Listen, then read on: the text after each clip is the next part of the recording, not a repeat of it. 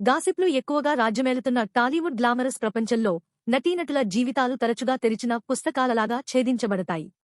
ప్రతి అంశం, ముఖ్యంగా వారి శృంగార చిక్కులు, తీవ్రమైన తీవ్రతతో వెలుగులోకి వచ్చినట్లు కనిపిస్తోంది.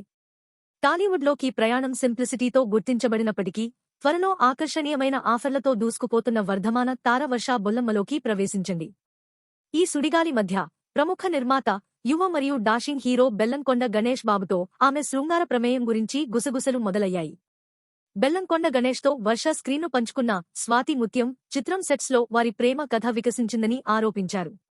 ముఖ్యంగా చలనచిత్రం విడుదలైన తర్వాత పుకారు తీవ్రంగా వ్యాపించింది. అయినప్పటికీ రెండు పార్టీలు పెదవి విప్పకుండా ఉండిపోయాయి. దీనితో ప్రజలను విపరీతంగా ఊహించారు.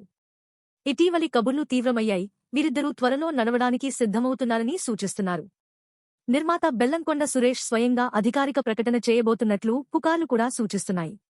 అయితే ఊహాగానాల మధ్య వర్షా బొల్లమ్మ తన రికార్డును సరిదిద్దడానికి ముందుకు వచ్చింది. తన రాబోయే చిత్రం ఊరు పరమ భైరవకోన ప్రమోట్ చేస్తున్నప్పుడు ఇటీవల ఒక ఇంటర్వ్యూలో ఆమె ఆరోపణలను తీవ్రంగా ఖండించింది.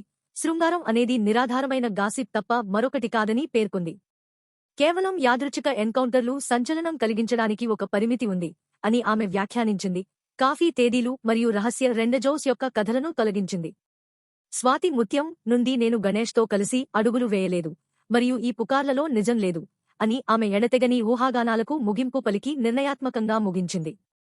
మరిన్ని అప్డేట్లను చూసినందుకు ధన్యవాదాలు. దయచేసి నా ఛానల్ని సబ్స్క్రైబ్ చేయండి.